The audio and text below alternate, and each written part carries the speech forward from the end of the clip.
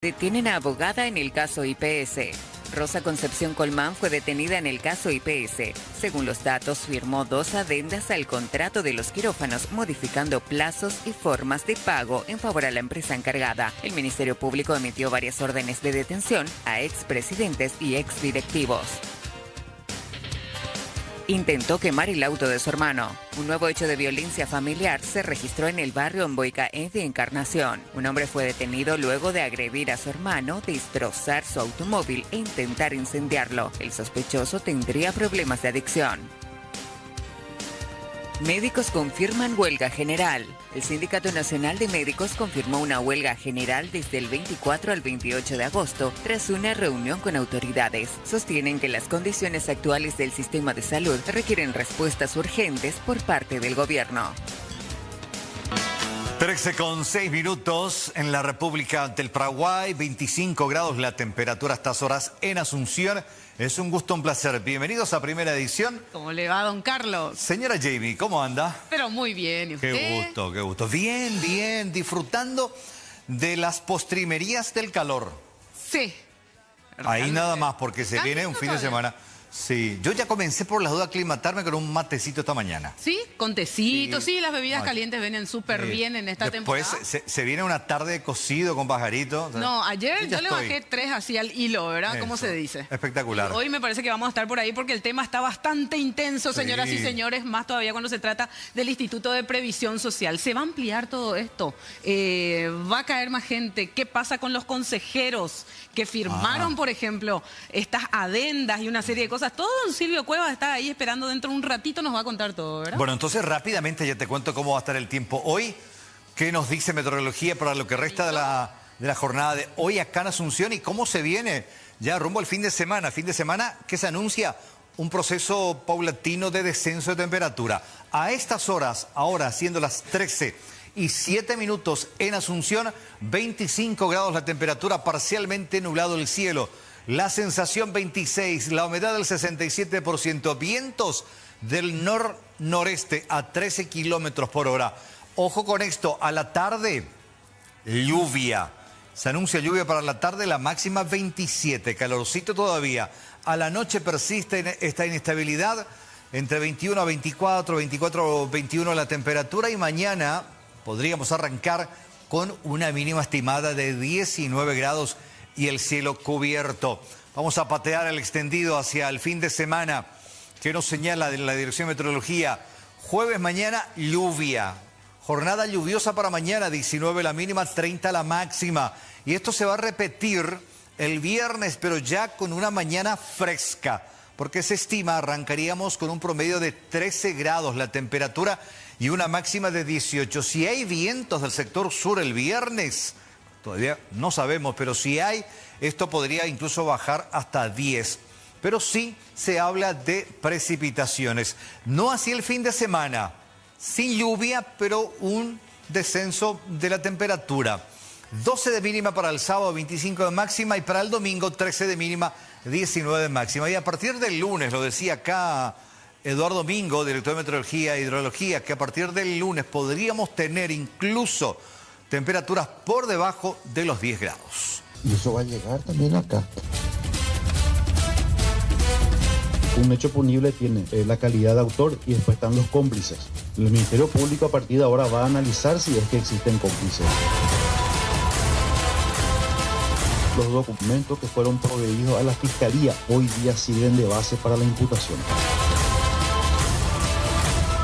La presencia de la cirugía robótica. Acá en la institución es cuestión de tiempo nomás.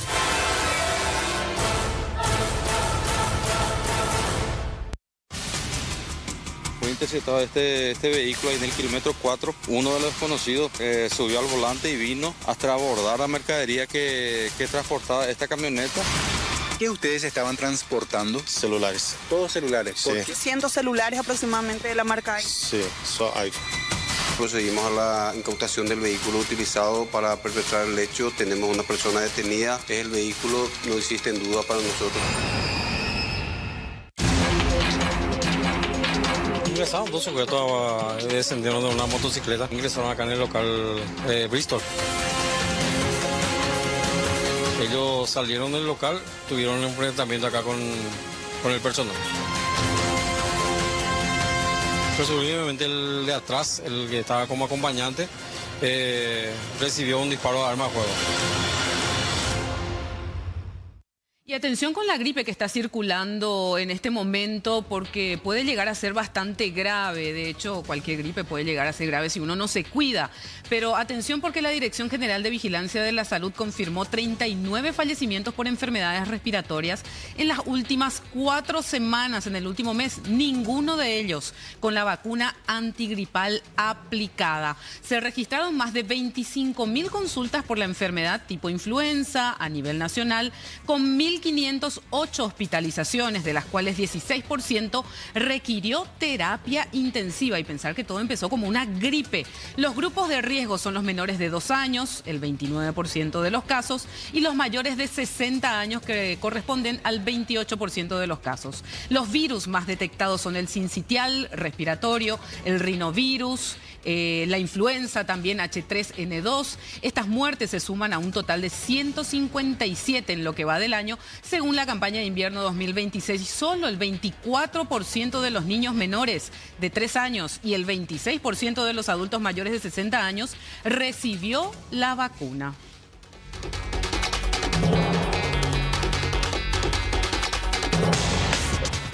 Y el número de postulantes para los cargos de defensor del pueblo subió a 11 tras la inscripción del abogado y funcionario público Dionisio Saúl Agüero Benítez.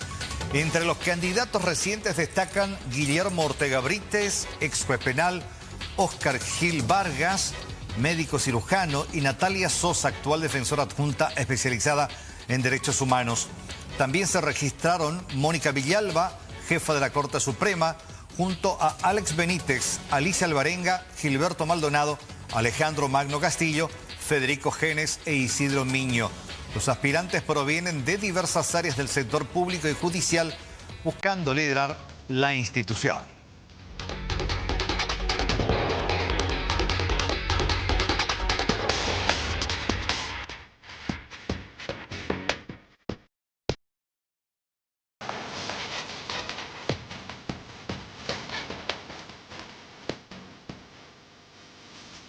Fue interceptado este vehículo ahí en el kilómetro 4. Uno de los desconocidos subió al volante y vino hasta abordar la mercadería que transportaba esta camioneta. ¿Qué ustedes estaban transportando? Celulares. Todos celulares. Sí. 100 celulares aproximadamente de la marca iPhone. Sí, iPhone. Procedimos a la incautación del vehículo utilizado para perpetrar el hecho. Tenemos una persona detenida. El vehículo no existe en duda para nosotros. Ingresaron 2 sujetos, descendieron de una motocicleta, ingresaron acá en el local Bristol. Ellos salieron del local, tuvieron un enfrentamiento acá con el personal. Presumiblemente el de atrás, el que estaba como acompañante, recibió un disparo de arma de fuego. Con inmunoterapia. Pero y eso va a llegar también acá. Un hecho punible tiene la calidad de autor y después están los cómplices. El Ministerio Público a partir de ahora va a analizar si es que existen cómplices. Los documentos que fueron proveídos a la Fiscalía hoy día sirven de base para la imputación. La presencia de la cirugía robótica. Acá en la institución es cuestión de tiempo nomás.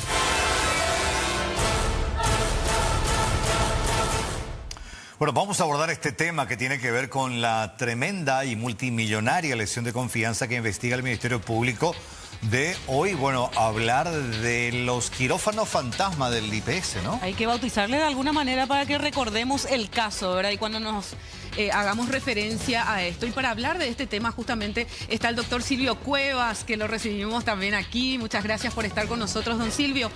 Tantas interrogantes que surgen, ¿verdad? Desde el aspecto administrativo, el modus operandi, las personas a las que alcanza, pero usted dirá. Así es. Hola, Carlos, Jamie, a los televidentes también de este espacio. Y vamos a comenzar con lo último, ¿verdad? Del acta de imputación que se presentaba ayer, pero hablamos ya de la primera y hasta ahora única detenida inicialmente en este caso, la abogada Rosa Concepción Colmán, agente de investigación de la Policía de Asunción, procedió a su detención. Fue llevada hoy a sede fiscal, se abstuvo de declarar e inmediatamente trasladada hasta la sede judicial. El juez que le tomó la audiencia de imposición de medidas, Rodrigo Estigarribia. Ella, al igual que los otros 8 funcionarios o exfuncionarios, exdirectivos de IPS, soporta imputación por lesión de confianza.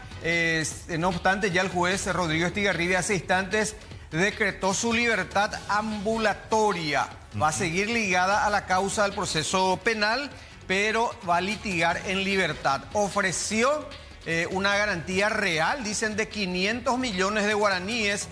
Todavía no trasciende el dato concreto si se trata de alguna cuenta bancaria, algunos inmuebles por lo general que se ofrecen en garantía, y se le da un plazo para que realmente se ofrezca fehacientemente ese inmueble, por ejemplo, mediante un informe de condiciones de dominio que expide el Registro Unificado Nacional. Lo cierto es que si vamos a tener en cuenta la decisión del juez Estigarribia, aparentemente él por lo menos no es del criterio de decretar la prisión preventiva como requirió el fiscal Julio Ortiz ayer en su imputación. Eso es lo último. Ahora, vamos al origen de este caso. Una licitación que se convocó en el año 2020 para la instalación de quirófanos modulares en el 7º piso del Hospital Central del IPS, sector que recorrió en su momento también el doctor Isaías Ricardo Fretes, y se encontraba con un cascarón allí en el 7º piso, absolutamente ningún equipamiento en ese sentido. Después saltaba ese escándalo de la apertura del container, donde solamente encontró alguna que otra mampara, en fin, y eso derivó precisamente en la denuncia. A ver, ese contrato del 2020 fue por unos 53 mil millones de guaraníes, y después, mediante sucesivas adendas, el monto llegó a 61 mil millones a favor de la firma Neipar Saeca, una empresa constituida hace bastante tiempo y que se dedica a este negocio de equipamientos hospitalarios, provisión de insumos. También este es el 7º piso. Hasta ahora se encuentra en esas condiciones ese sector. ¿Y por qué no se instaló ahí el quirófano? Porque se descubren después de que la infraestructura no iba a soportar aparentemente el peso de los equipos. Esta es la hora en que ni las actuales autoridades del IPS conocen a ciencia cierta qué es lo que proveyó y qué es lo que dejó de proveer la firma Neipar. Esta mañana el fiscal Julio Ortiz también volvió a hablar con nosotros. Yo sé que ayer ya habló del tema. Habló, por ejemplo, de la situación de Jorge Brites, expresidente, y de Vicente Bataglia, que está en el exterior, y también sobre la eventual responsabilidad penal de los demás imputados. Compartimos la nota. Que respecta a la persona detenida ayer en hora de la tarde, la abogada Rosa Colmán, estoy acercándome ya a mi oficina y tratando de hablar nuevamente con el comisario Godoy a fin de saber si ya le han acercado o a qué altura está, porque ya hay profesionales abogados de la misma esperando a que se la traiga para que pueda comparecer. No sé si va a declarar o se va a abstener, pero eso es un derecho procesal que tiene la misma y lo hará seguramente conforme a lo que le digan sus abogados. Sí, ella hizo dictámenes donde decía que correspondía las adendas y que correspondían los pagos. Ya he reiterado en varias ocasiones una pregunta ya harta manifestada, harta debatida y harta dicha. Esta causa se inició con una denuncia en la barrial 7, Asunción, en donde alguien hizo la denuncia porque no se hizo esta obra. Ahí la investigación tuvo la fiscal Silvia González. Desconozco cuál es la salida procesal que se le dio a la empresa, pero la fiscala hizo una división, dejando ella la investigación de la empresa que ganó la licitación, y como las contrataciones, la firma de documentos se hicieron entre el IPS y dicha empresa sobre Constitución y Luis Alberto Herrera, esa carpeta es la que vino a parar en la unidad fiscal. Creo que fue de público conocimiento porque lo hizo de manera vía prensa. Es que mis funcionarios me dijeron que esa causa estaba en mi unidad. Buscaron, encontraron, me pusieron a disposición y a partir de ahí se hizo la investigación y en menos de un mes tenemos este resultado, señor. Y el IPS en su sede de Constitución y Herrera convocó hoy también a tempranas horas a una conferencia de prensa liderada por el actual titular Isaías Ricardo Fretes, y también participaba el director jurídico del IPS, el doctor Pablo Morínigo. En esta parte de la nota habló sobre el contrato inicial y de qué manera se bastardeó, dirían algunos, ese contrato y que derivó en ese millonario perjuicio patrimonial. Se inicia un contrato por un objeto A para hacer una cuestión específica. Durante el contrato se extienden adendas y ahí se cambia el objeto del contrato para hacer B y después para hacer C. Entonces, eso es lo cuestionable acá. Eso no es algo normal, eso es un hecho anormal. Entonces, a partir de ahí es donde se empieza la investigación, ¿me entienden? Cuando se detecta algo anormal, se dispone una auditoría para poder clarificar qué es lo que pasó y el alcance de eso y los eventuales responsables. Si eso amerita, se va a la dirección jurídica y ahí vemos si tomamos las medidas administrativas o decidimos o a la par hacer denuncias penales. Esa es la forma en que nosotros trabajamos y es la forma en que lo vamos a seguir haciendo, en forma responsable. No podemos nosotros estar denunciando cosas en la fiscalía sin los elementos, datos o documentos mínimos, porque si no, lo que hacemos vamos a hacer facilitar la impunidad, porque le hacemos el trabajo fácil a los malos, vamos a llamarlo entre paréntesis. Entonces, esa es la manera. Y a los hechos me remito. ¿Cuántas denuncias hay que se hicieron en años anteriores? ¿Y qué pasó con esas denuncias? ¿Dónde están? Esta es la primera vez que hay una imputación contra el expresidente del IPS, y eso no es casualidad. Eso es consecuencia de las acciones que se están tomando ahora con esta administración. Enseguida van a conocer en detalles la firma mimada, Neipar Saeca, que trabaja para el IPS y para el Ministerio de Salud también desde hace años. En otra parte de la entrevista con el director jurídico del IPS, el doctor Pablo Morínigo, decía, también hacía referencia a la responsabilidad que tendrían también a nivel penal los demás miembros del Consejo que en su momento suscribieron el contrato y las adendas posteriores. Tienen el mismo grado de responsabilidad porque la forma en que se vota dentro del Consejo es por mayoría y es solidaria. Entonces, desde mi personal punto de vista como abogado, tienen la misma responsabilidad. No podemos nosotros estar denunciando cosas en la fiscalía sin los elementos, datos o documentos mínimos, porque si no, lo que hacemos vamos a hacer facilitar la impunidad. Si se encuentran a partir de ahí nuevos elementos, nuevos hechos o nuevos detalles, lo vamos a comunicar inmediatamente a la fiscalía para aportar a esta investigación. Eso puede significar nuevos responsables, eventualmente que sí. Puede significar nuevas imputaciones, eventualmente que sí.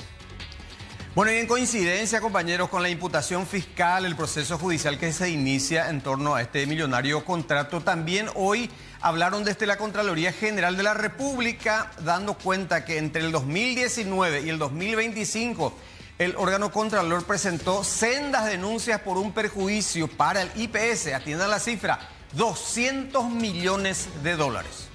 Más de 200 millones de dólares conforme a las denuncias que hemos presentado desde el 2019 hasta el 2025, que incluyen 9 denuncias y reportes de indicios de hechos punibles que abarcan diferentes materias muy sensibles, muy delicados, como ser los medicamentos del Instituto de Previsión Social, las obras del Instituto de Previsión Social, el manejo de los activos y los bienes del Instituto de Previsión Social.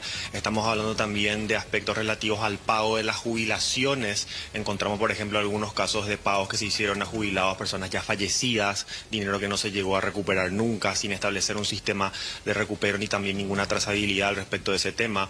Encontramos cuestiones relativas a la falta de constancia de la culminación de determinadas obras en hospitales, en servicios de asistencia, en urgencias, todo lo que hace al manejo de la previsional.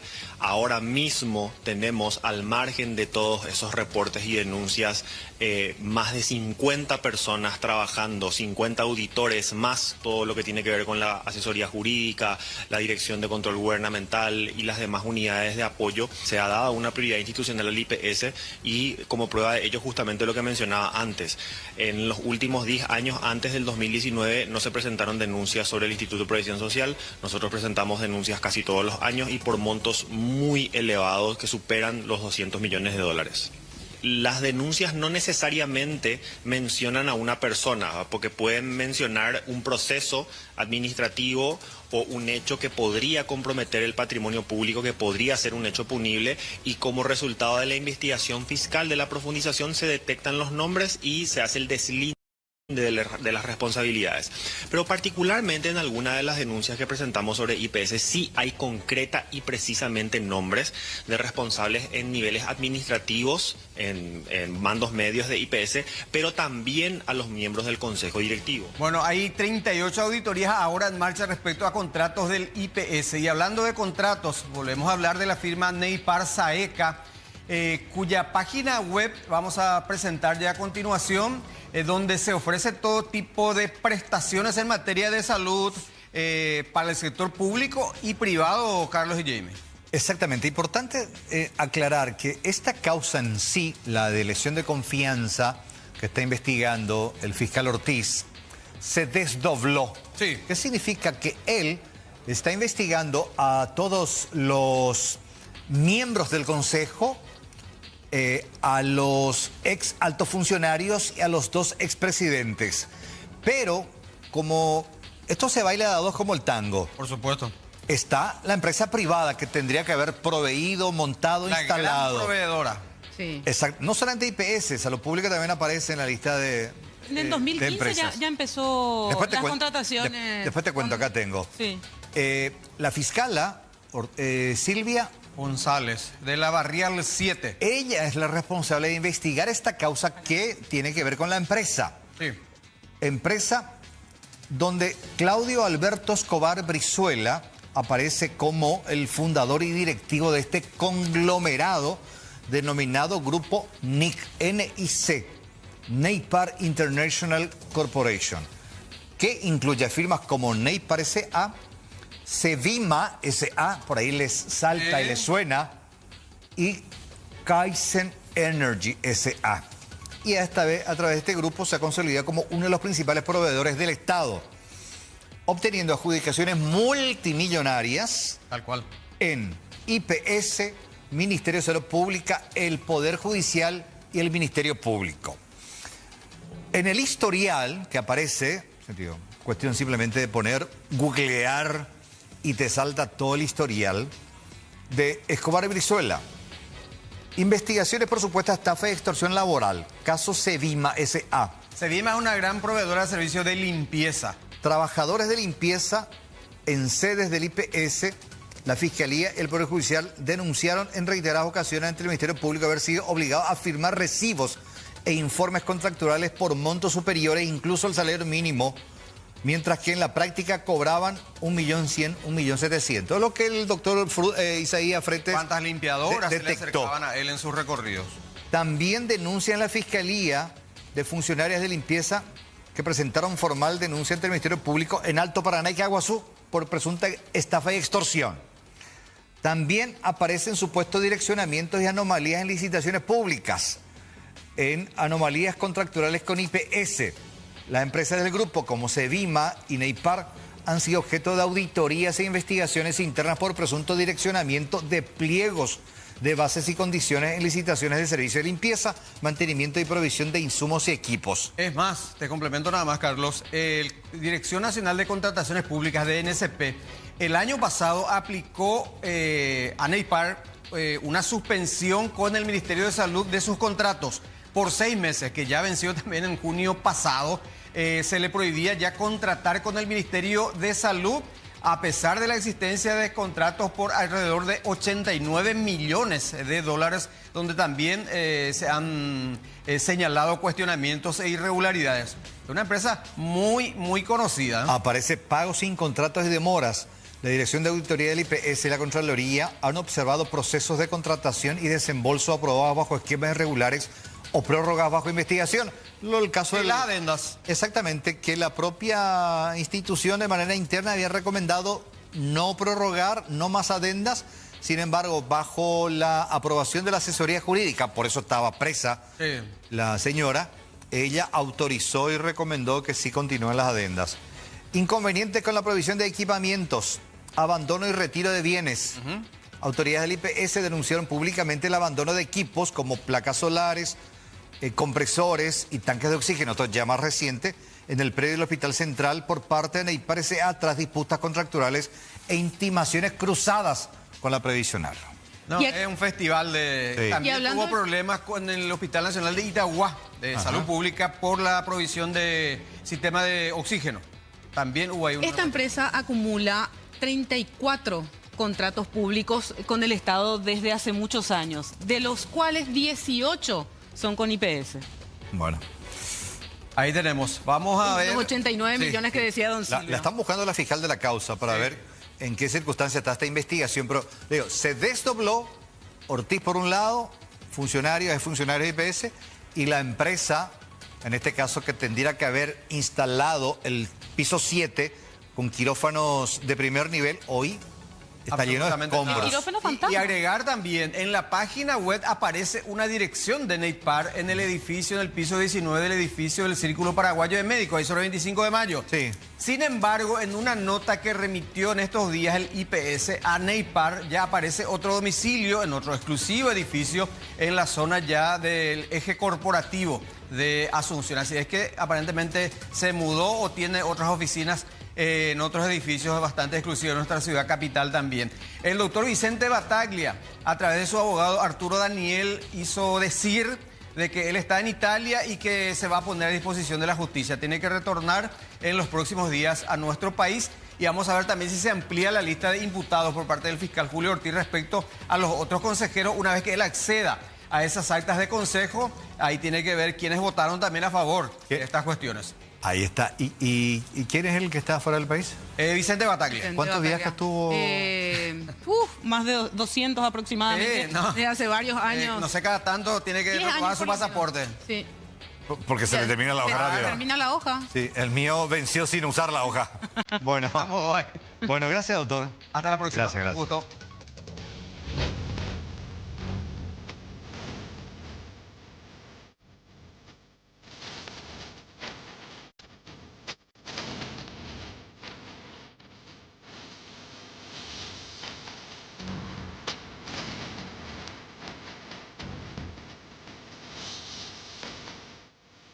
Bueno, la tenemos a la doctora Silvia González, fiscal. Agradecemos su tiempo. Muchísimas gracias, doctora. ¿Cómo te va? Buenas tardes. Carlos, saludos también a todo ahí el plantel y saludos a la audiencia. Doctora, tengo entendido, usted está a cargo de esta causa que se desdobló el doctor Ortiz con el tema de los exfuncionarios de IPS y usted con el caso de la empresa Neipar, ¿no? Yo fui la denunciante en el caso que tiene ahora el doctor Julio Ortiz, porque en el 2023, en la época que me desempeñaba como fiscal en la unidad de la Fiscalía Barrial 7, yo había recepcionado una denuncia de parte de representantes legales de IPS, entre justamente los que se encontraba el ahora imputado Jaime Caballero, creo, y estaban otros representantes más de IPS. Ellos lo que habían comunicado al Ministerio Público y el hecho denunciado en sí era que se habían dejado en el predio de IPS equipos correspondientes a la parte quirúrgica de IPS. Te estoy hablando de un hecho generado en el año 2023. Septiembre del 2023 aproximadamente. Entonces, a partir de ahí se inicia la investigación de parte del Ministerio Público por los equipos que fueron dejados en el predio de IPS. Cuando a mí me ingresa la denuncia, 2 días después más o menos, yo me constituyo al predio de IPS y yo ya no encontré más. Los equipamientos ya fueron reubicados en otra zona. Pero sí tuve acceso al acta notarial de donde se constató que efectivamente esos equipos, que eran equipos quirúrgicos y que formaban parte de una licitación, se habían dejado dentro del predio. Siguió la investigación y dentro del marco de la investigación, la empresa se puso a disposición, por decirlo de alguna manera, y proveyó documentos que daban cuenta que la empresa Neipar estaba en reiteradas ocasiones, le había solicitado a IPS a fin de que libere un lugar porque ellos estaban queriendo hacer entrega de los equipos que formaban parte de la licitación. Eso se fue documentando todo dentro de la carpeta fiscal.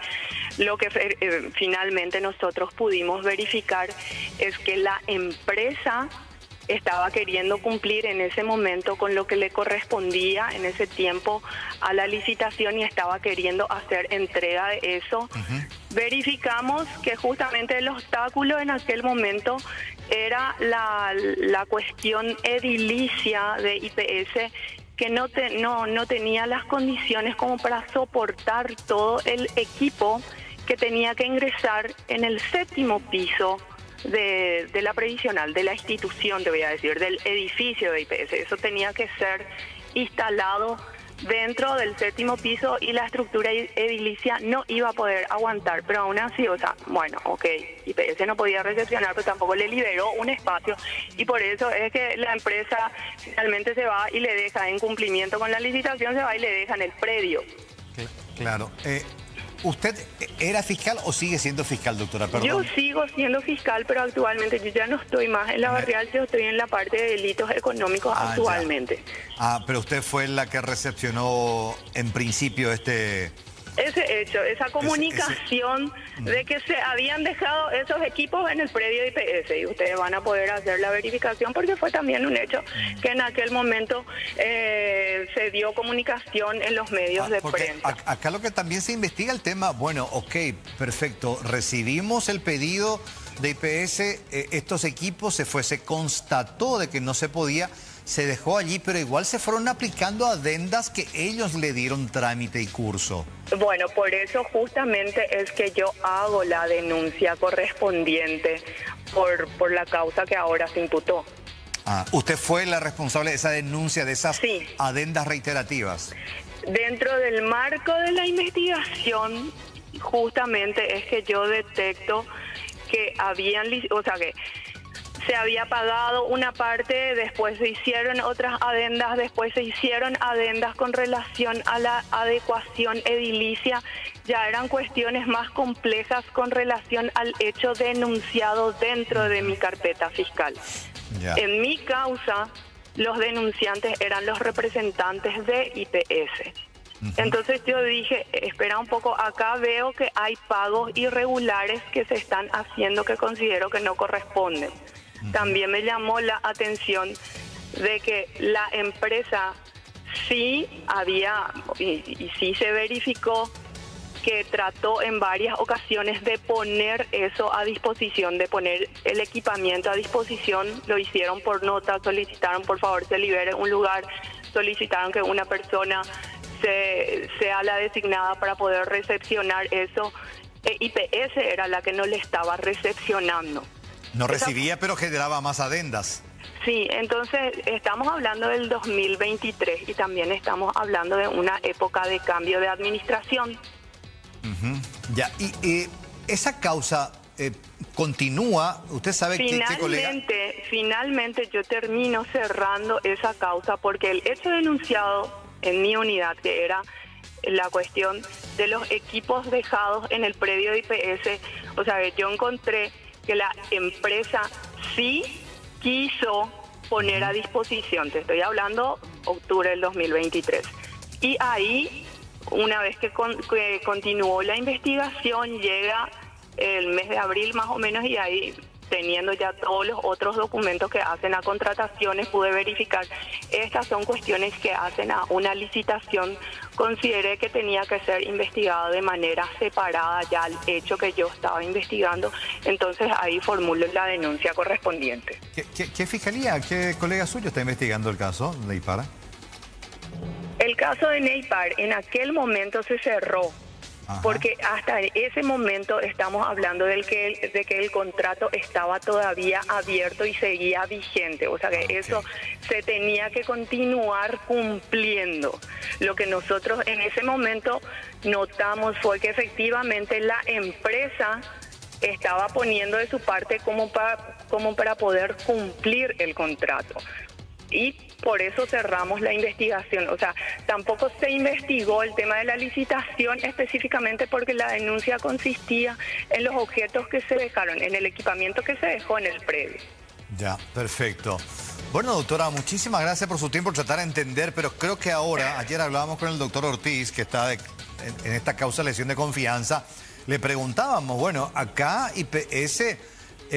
sacó varias adendas, que es lo que investiga, que de los 51.000 millones se fue y trepó a los más de 60.000 millones, y adendas que también autorizaron las autoridades aparentemente de esta empresa y se hicieron los pagos supuestamente a esta empresa. Y él nos decía, no, esta causa se desdobló, yo me quedo con los exfuncionarios y hay otra fiscala que está investigando a la empresa en sí. Presumimos que era usted, por eso le llamamos. Vamos a averiguar qué otra empresa, qué otra fiscalía está en esta causa que se desdobló. Pero por lo menos hay una base importante de investigación de parte de usted ya, hay un antecedente. Sí, justamente en el momento que yo hago la investigación, el contrato estaba todavía abierto y lo que sí pude notar fueron las irregularidades de los pagos que se iban haciendo. Esto ya formaba parte, en mi caso... IPS era la denunciante, pero por los objetos que fueron dejados. Esa era la situación puesta en conocimiento. Ya. Consideré que la licitación en sí, todo el marco de la licitación, o sea, de los contratos, las adendas, debían ser investigadas de manera separada porque el hecho puesto a conocimiento mío era diferente. Entonces, tenía que ser más puntual y más precisa la investigación en el sentido de la licitación e ir verificando otros aspectos. Por eso que hago la denuncia. ¿Hoy se sabe de alguna manera dónde están esos equipos que tanto se estaban buscando, que incluso Fretes de conocimiento público que fue, abrió container, visitó la zona? No, yo considero que son justamente los equipos que fueron encontrados en depósito. O sea que esto se puso a disposición de IPS en el 2023, de mi causa era más o menos septiembre, octubre del 2023. Yo relaciono esto hace un mes aproximadamente cuando el actual presidente de IPS hace la verificación de los depósitos y encuentran un depósito que estaban guardados los equipos de quirófano. Sí, ya. Los quirófanos modulares. Sí, exactamente. Entiendo que todos son los mismos equipos que se entregaron en el 2023. Ya. Presumo, no puedo confirmar eso. Bueno, y sí, y tendrá que haber una investigación al respecto también. Sí, doctora, muchísimas gracias. Gracias por tu tiempo, muy amable. Está a las órdenes, hasta luego. Hasta luego. Silvia González, la primera fiscal que investigó este caso de Neipar. Decía, la empresa quería cumplir. IPS no ponía las condiciones, pero igual pedía adendas para seguir pagando. Para seguir comprando y seguir pagando, sí. En síntesis, ¿verdad? Es lo que yo interpreto, puedo estar equivocado. Sí, no, también lo mismo, efectivamente. Pero el perjuicio. No, claro, el daño, la lesión de confianza. Y la recuperación de ese perjuicio también, ¿verdad? Totalmente. Que es uno de los puntos tan importantes de todo este tema. 13:45.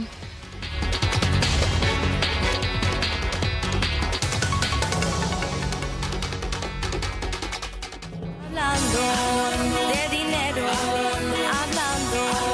de dinero, aprendemos a manejarlo mejor.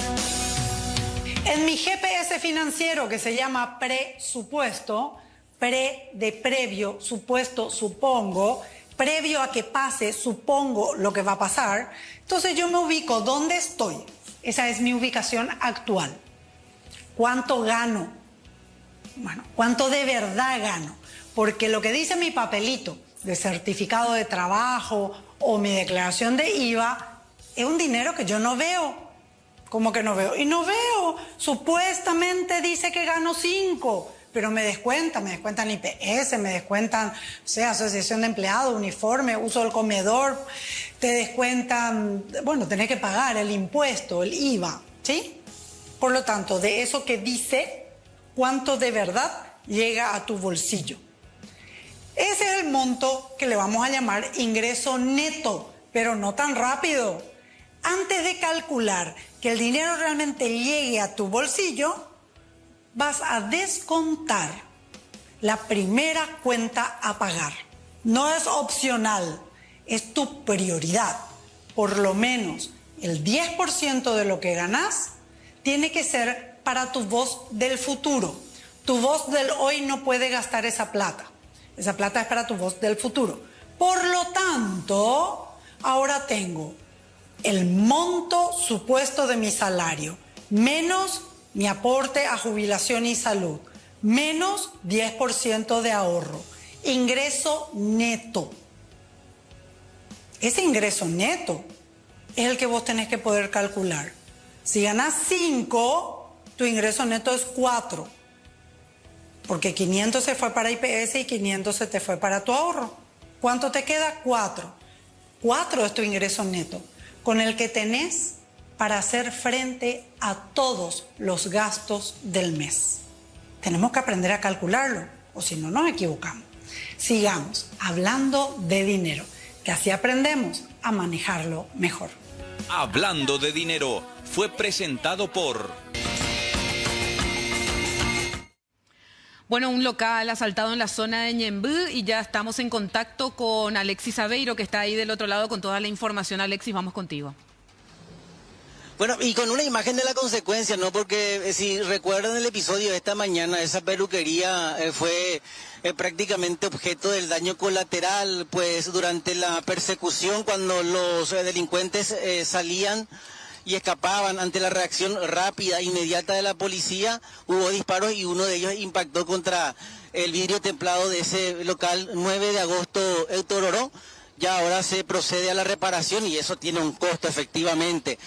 Ahora, lo último y algo que, lo acabamos de conseguir, guarda relación con el siguiente ángulo, Carlos Jamie, del asalto que se produjo esta mañana, 9:30 aproximadamente, 9 de agosto, Utororó, y es precisamente en este punto en donde se toma el perfil de frente de los asaltantes que perpetraron el atraco, se llevaron los teléfonos celulares y escaparon con dirección al acceso sur.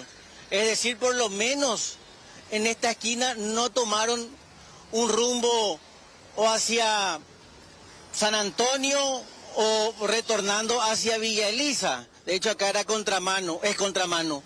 Aparentemente lo hacen hacia el acceso sur. Ahora se están analizando otras cámaras de seguridad para determinar si siguieron en dirección a San Lorenzo o en acceso sur tomaron el acceso sur en dirección sur, valga la redundancia, o buscaron otras alternativas. Pero acá las primeras imágenes que confirman que siguieron derecho. Ahora bien, hay un detalle que también deben de tener en cuenta algunos hospitales de la zona y algunas personas quienes estén alertadas. La policía y precisamente el personal de la séptima que se encontraba en ese momento en este cuadrante y reacciona de manera inmediata, está segura y reafirma que cuando proceden a realizar los disparos, al menos uno de ellos resultó con un impacto de bala, ya sea en uno de los laterales del cuerpo o en la espalda. Es por eso, eso es un elemento a tener en cuenta en cuanto a personas que vayan o a sanatorios privados o a clínicas y soliciten una intervención o algo relacionado a un impacto de bala. De hecho, el sistema de salud, tanto público y privado, debe de alertar sobre el ingreso de personas con heridas de arma blanca o arma de fuego. Ese es un detalle a tener en cuenta, pero si alguien se percata de esta situación, da aviso rápidamente a la Policía Nacional, o si encuentra una persona mal herida, en el peor de los casos, también dar aviso a los agentes, porque si está herido, el impacto puede ser grave, es lo que se supone. No fue una herida de refilón, la herida podría ser grave. No se descarta que al tratarse de una 9 milímetros, que por lo general es el arma reglamentaria utilizada por los agentes de la Policía Nacional, no descartar un orificio de salida y que el que manejaba la moto también esté herido de refilón. O sea, hay un universo de posibilidades, por eso la policía realiza esta tarea investigativa en todos los centros sanitarios, asistenciales y por sobre todo algo que debe llamar la atención, Carlos, Jamie, la persona herida.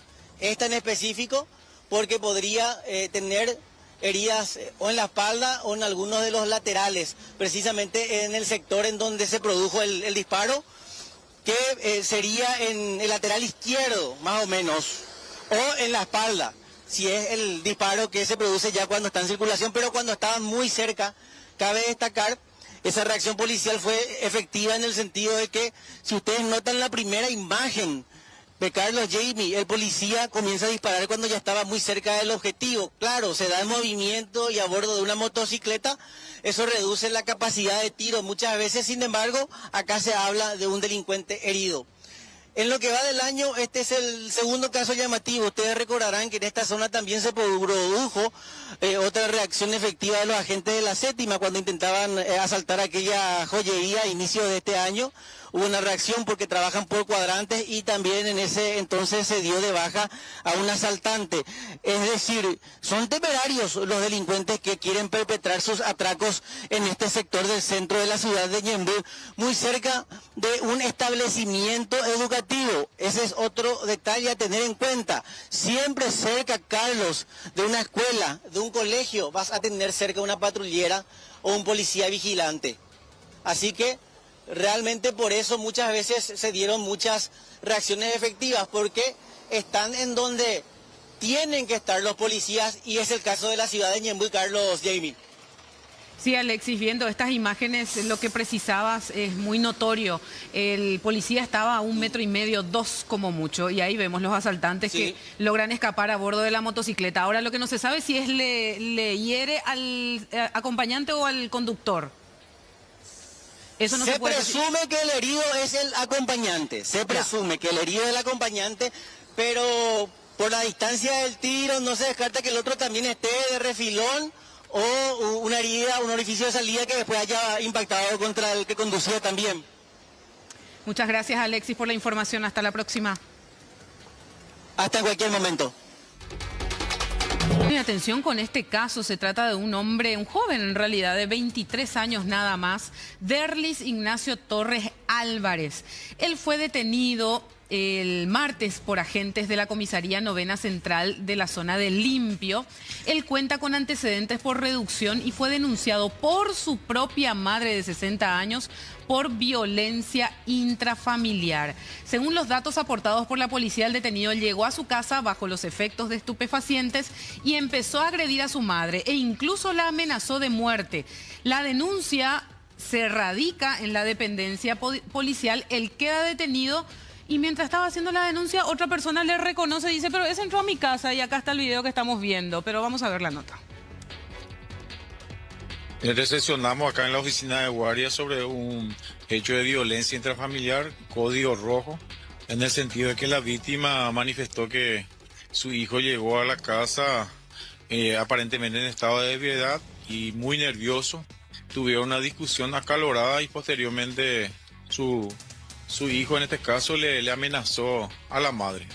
Entonces de inmediato nuestros compañeros se constituyeron en el lugar, constataron la veracidad del caso y comunicaron al fiscal de turno, quien dispuso su detención y acto seguido fue trasladado hasta esta comisaría y momento que estaba siendo trasladado hasta la celda de seguridad, la persona que estaba haciendo una denuncia presentó video y donde se puede apreciar que el supuesto autor tenía por el brazo lado derecho un tatuaje con en este caso una señal de una cruz.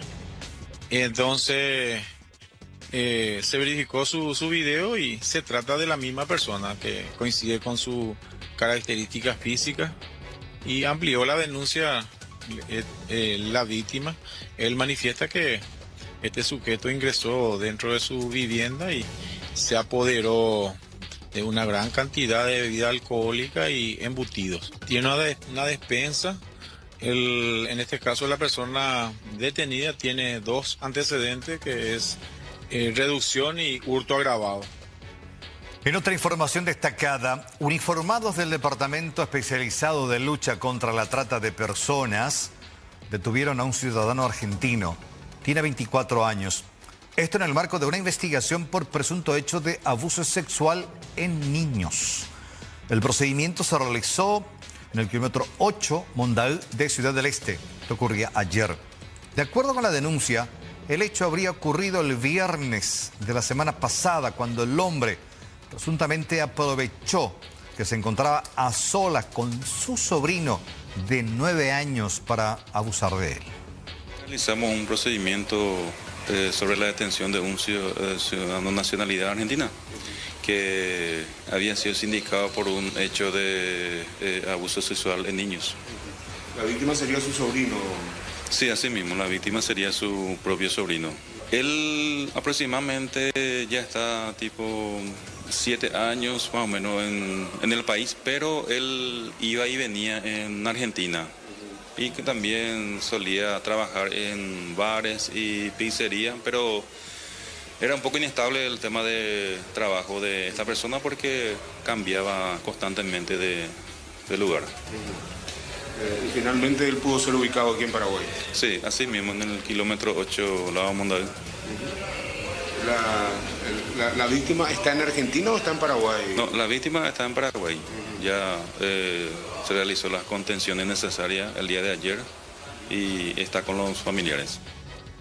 En varias zonas del área central, mismo aquí también en Asunción, causan estragos estas viviendas abandonadas y causan muchos problemas porque en este caso vamos a hablar de los vecinos del barrio Villa Bonita de Villa Elisa, que están denunciando justamente que en su zona hay varias viviendas abandonadas y todos los problemas que causan. Vean el material.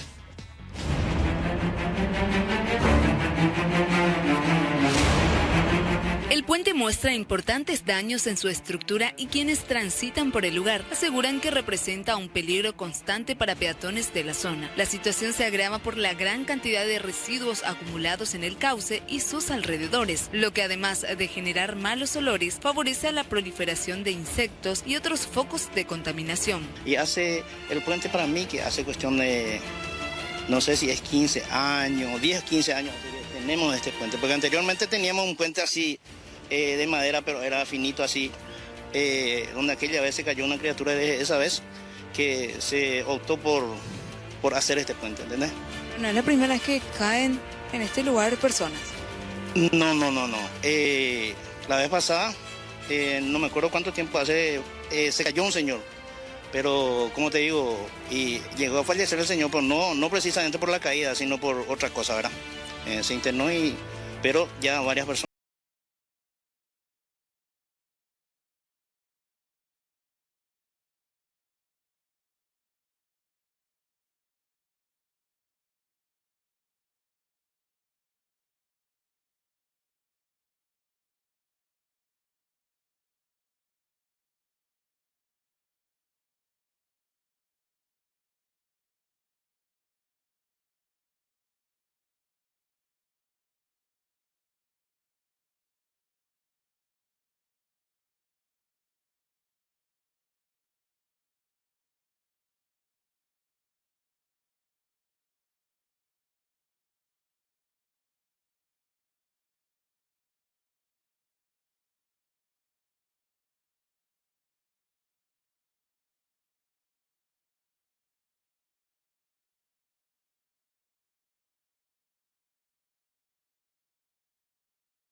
Provoque un accidente de mayores consecuencias.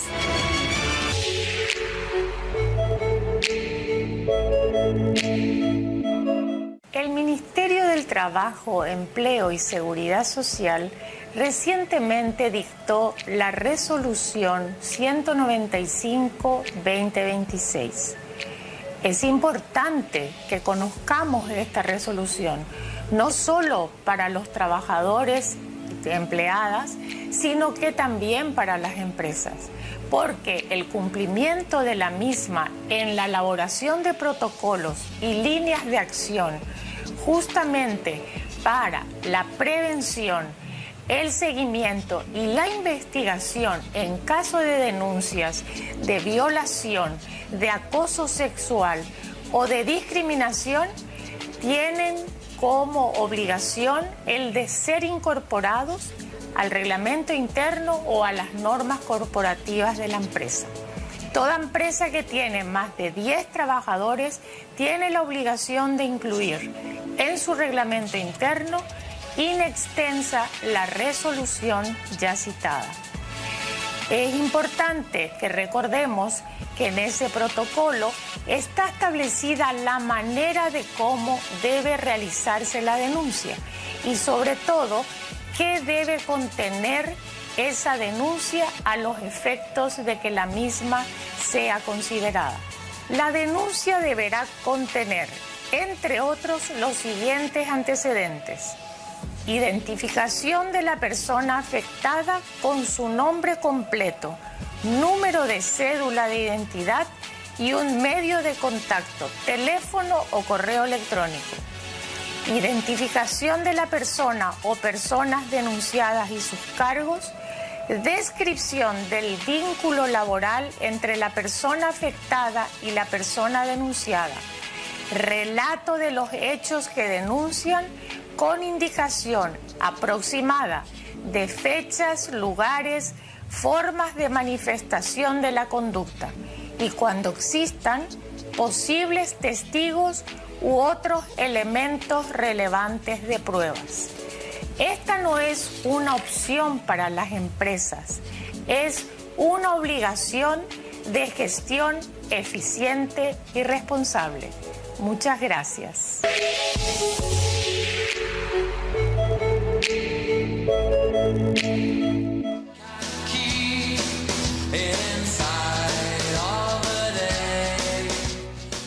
Bueno, hace poquito nada más, don Carlos, hablábamos de cuánto tenemos de exportación de carne bovina, entre otros, ¿verdad? Y hoy es es un país, el principal rubro. Exactamente, exportación Paraguay. Tenemos rubros así sumamente exigentes. Exactamente, y nosotros somos fanáticos también de nuestra carne, si vamos al caso. Y para eso tenemos que tener animales sanos. Claro.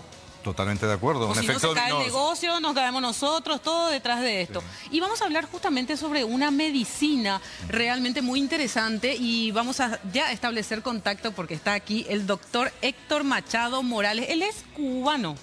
Cubano, él es gerente de ventas, un conocedor, médico. Queremos hablar de Biologit S.A., esta empresa que trae consigo a Kavac. ¿Sí? Que es un inmunógeno para ganado bovino. Y tratar de entender, recién estamos hablando fuera de cámara, todo lo que metemos, pero ¿qué metemos? ¿En qué condiciones viene esa carne a nuestra boca y qué manera también puede afectarnos? Doctor, ¿cómo te va? Un gustazo. Bienvenido a Paraguay. Gracias a todos, a ustedes. Bueno, primera pregunta, ¿qué les pareció Paraguay? Me ha encantado. ¿Le gusta, no? Me gusta. El clima me encanta. Es lo que todos los extranjeros dicen. Muy parecido a Cuba. Sí. Pero me encanta. Bueno, coméntenos acerca de esta medicina y de qué manera beneficia al ganado y ese efecto dominó que tiene para el resto también. A ver, bueno, primeramente Biologit es nuestro representante comercial acá en el Paraguay. Nosotros somos procedentes del Centro de Ingeniería Genética y Biotecnología de La Habana, es el centro rector de la biotecnología cubana, y nos dedicamos a la esfera biomédica y a la esfera agropecuaria. En el caso de la esfera agropecuaria, Kavac es el producto líder nuestro. Tiene registro sanitario en 11 países en Centroamérica y Sudamérica. Y el objetivo fundamental del producto es establecer una simbiosis con el medio ambiente lo más sana posible. Reducir el uso de químicos para los tratamientos acaricidas en el ganado. Es un programa de lucha integrada. La vacuna o el inmunógeno Kavac forma parte de un programa de lucha integrada para el control de garrapata en el ganado bovino, lo que trae consigo una reducción del uso de acaricidas químicos de forma indiscriminada, lo cual hace, cuando se usa de forma indiscriminada, los los acaricidas estos provocan resistencia en la garrapata y no existe forma, o sea, la resistencia se hace estable, es imposible que sea reversible. Entonces, nuestro producto lo que hace es tratar de espaciar los baños garrapaticidas, los tratamientos, y provocar que esa resistencia no se produzca.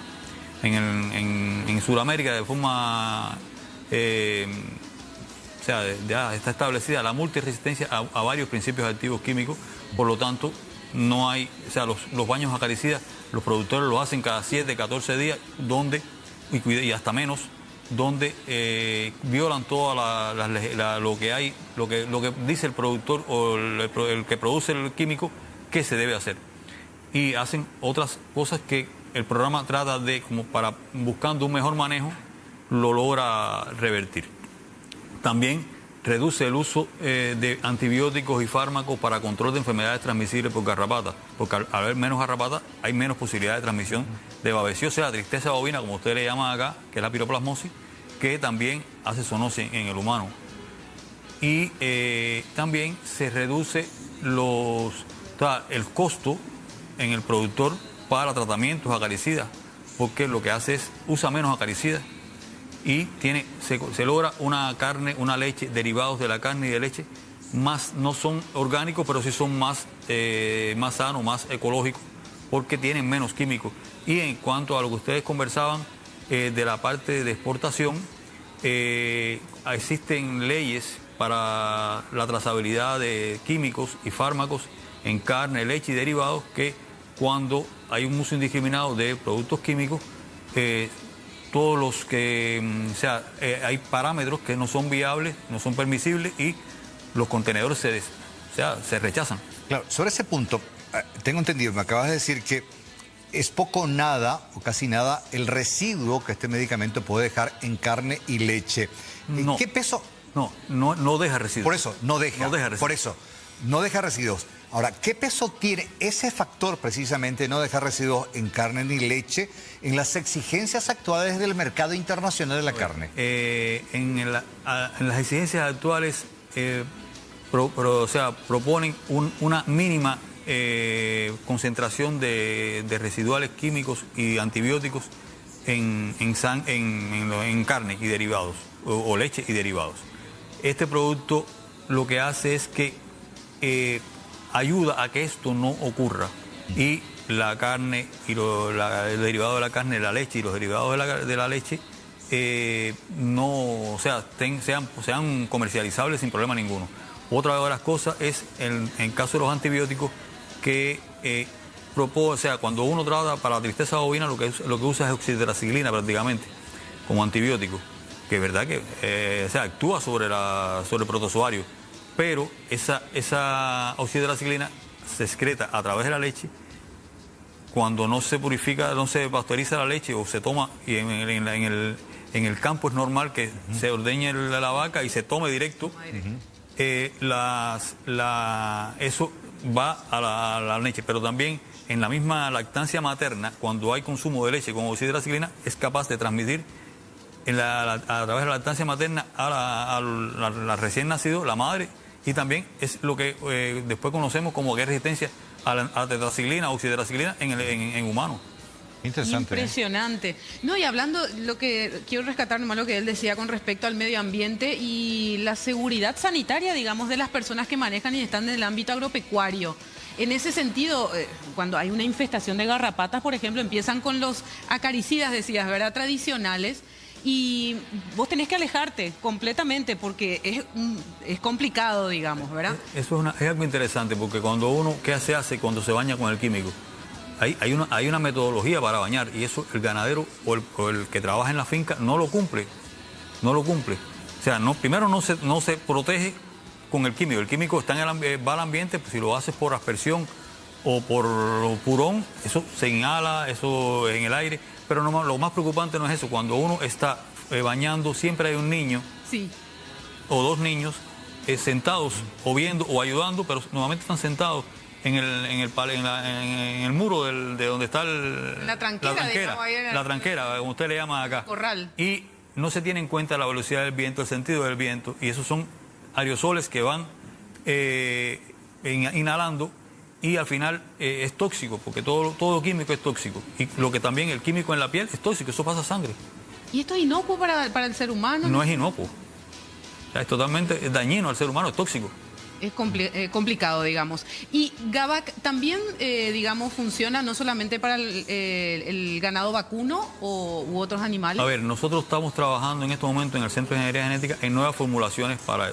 En el caso de Gavac, la que como tal sí es actualmente para el ganado bovino nada más por el ayudante que tiene.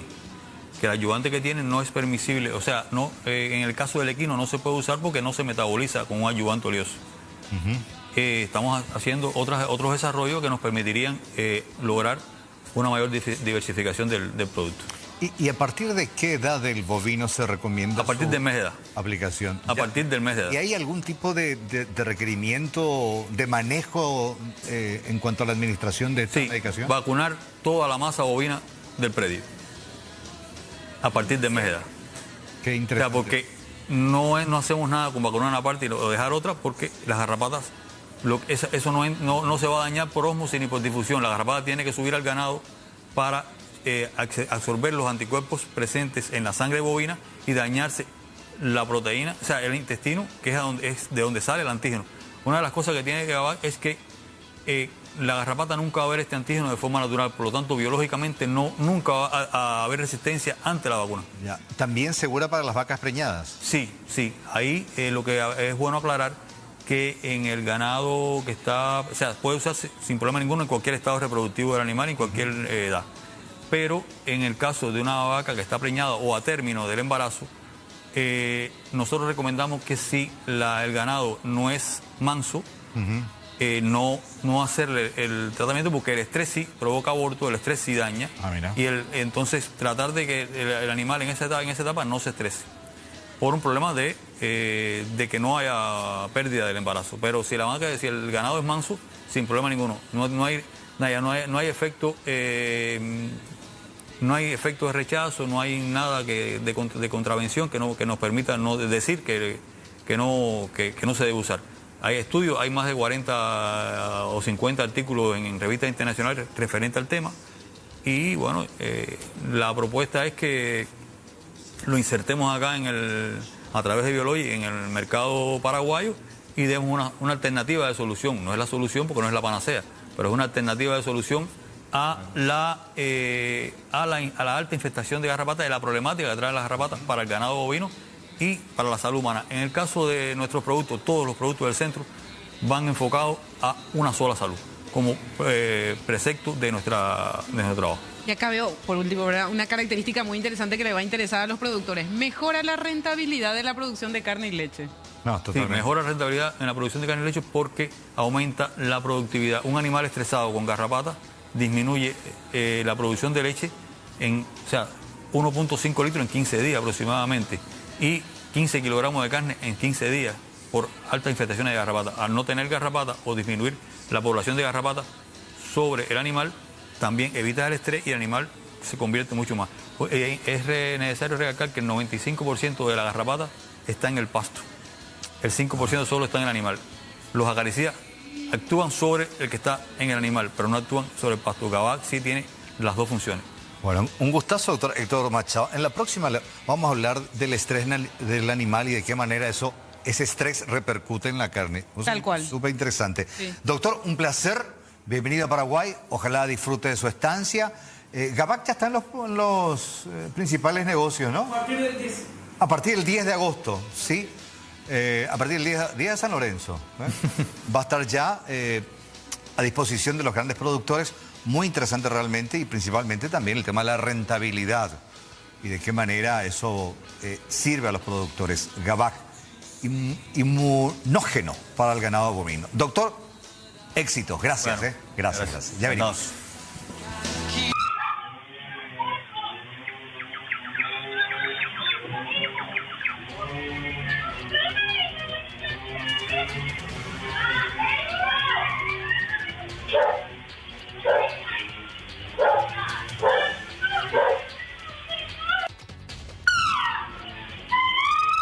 Liz Mariela Salinas Rojas, 25 años, se debate entre la vida y la muerte tras recibir un balazo a la altura del abdomen.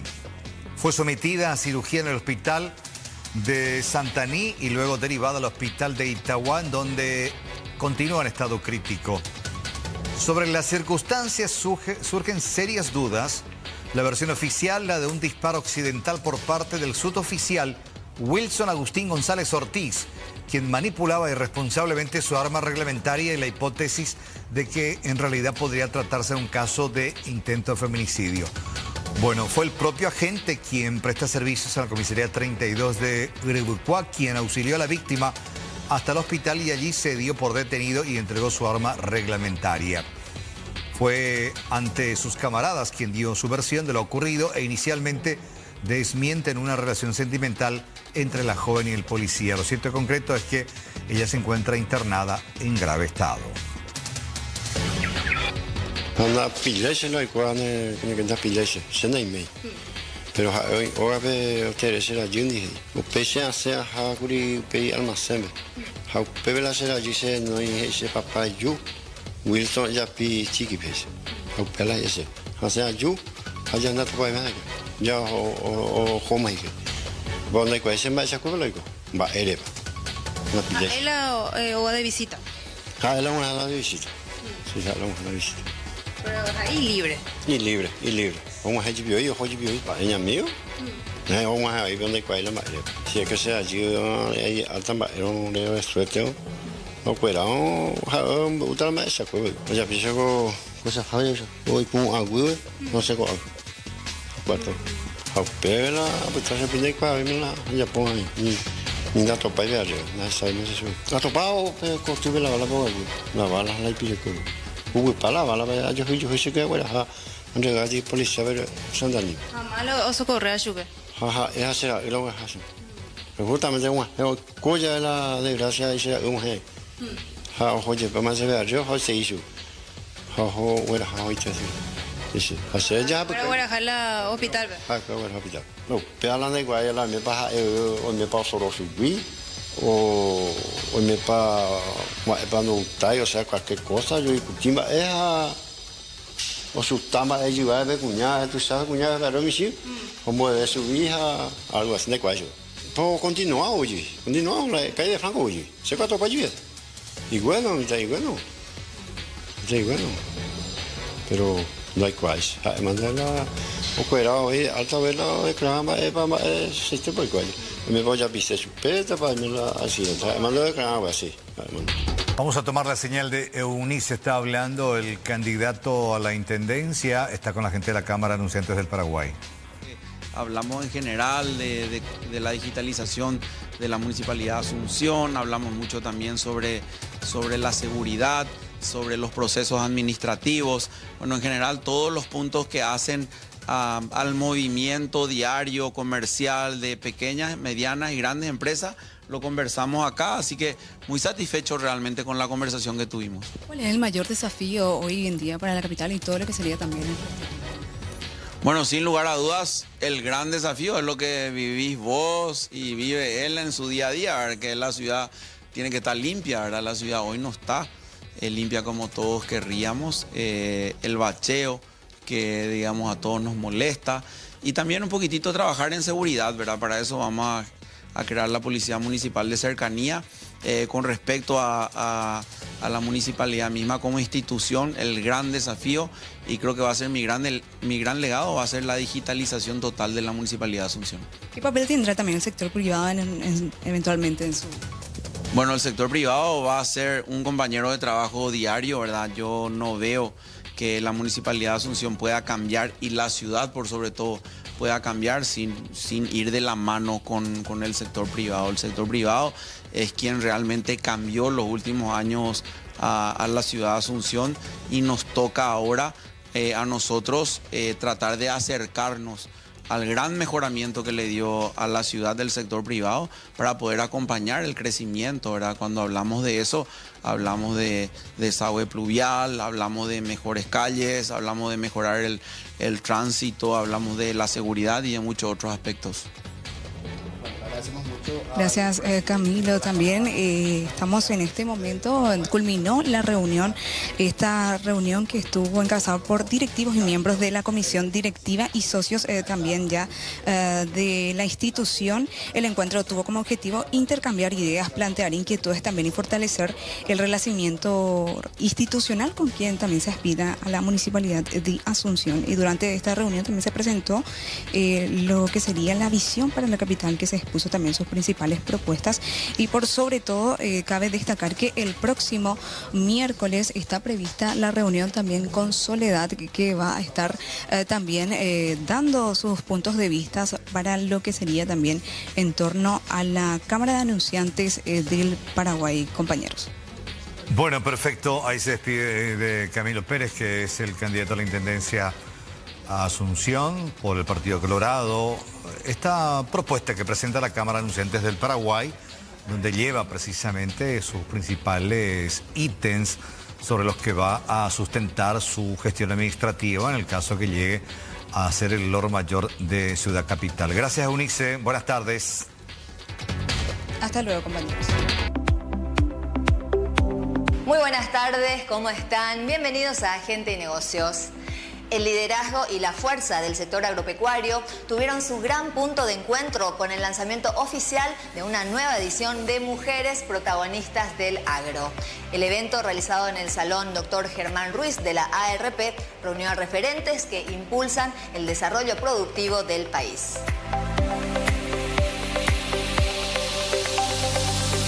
Sí, para nosotros es fundamental aportar nuestro apoyo a este tipo de eventos, porque el rol de la mujer en el turismo es fundamental. Siempre decimos que el turismo en el Paraguay tiene rostro de mujer, y si nosotros retiráramos el rol que cumple la mujer en el turismo, sencillamente el turismo en el Paraguay dejaría de ser lo que es.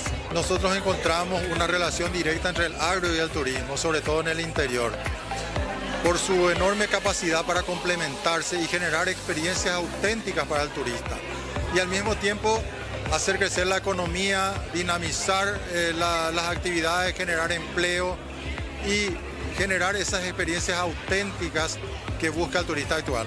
Estamos muy optimistas, el turismo está creciendo, tenemos importantes eventos en este segundo semestre, como el Rally del Paraguay, que es el próximo gran evento que tenemos, en el que la vara está muy alta porque el año pasado ya fuimos calificados como mejor rally del mundo, así que no podemos bajar de ese nivel. Este movimiento nace de una necesidad imperante que veíamos que existían muchas mujeres que sí estaban trabajando en el agro en Paraguay, pero no existía un lugar, un espacio donde pudiéramos encontrarnos. Y así fue que con unas amigas decidimos emprender esto, de crear este encuentro. Y cuando empezamos a planear esto, no sabíamos ni cómo iba a ser, ni nada de esto. Y no dimensionamos que iba a tomar esa magnitud, que iba a tomar tener tanta convocatoria, porque era algo que todas estábamos esperando. Y que de alguna manera estamos aportando nuestro granito de arena al desarrollo del agro y a que más y más mujeres puedan también desarrollarse. Hoy estuvimos la visita del ministro de la Senatur, donde declaró de interés turístico y nos puso en el compromiso también de trabajar en desarrollar esos modelos de explotación turística. Y él dijo un dato muy interesante, que es verdad. Las mujeres gestionamos las fincas, las mujeres gestionamos las empresas, gestionamos las pymes. Entonces, ahora es como que se está armando esa red donde viene iniciativa privada, viene gobierno, vienen las organizaciones internacionales, vienen los fondos de inversión y de desarrollo, porque es importante también. Y se está armando esa red, se está engendrando algo que tengo certeza, confío que va a aportar mucho en positivo para las familias de Paraguay. De lo que fue el resultado del primer encuentro, se generó ya esa red. Somos una red de más de 600 mujeres que estamos todo el tiempo activas. Hay un grupo de WhatsApp que no sabes la locura que es, donde cada una aporta desde lo que tiene. ¿no? Entonces, en nuestro corazón del campo no hay competencia, hay generosidad. Cuando una mujer necesita, alza la mano, está otra para poder apoyarla, para poder ayudarla. Y es eso lo que queremos lograr. Y con ese segundo encuentro, esa red se va a fortalecer más y se va a ampliar con certeza. Esa es la expectativa y pienso que ese es el propósito divino para este movimiento. Y hasta aquí esta edición de hoy de Gente y Negocios. Un gusto haberlos acompañado. Que tengan un lindo resto de jornada. Muy buenas tardes. Gente y Negocios con Male Caballero.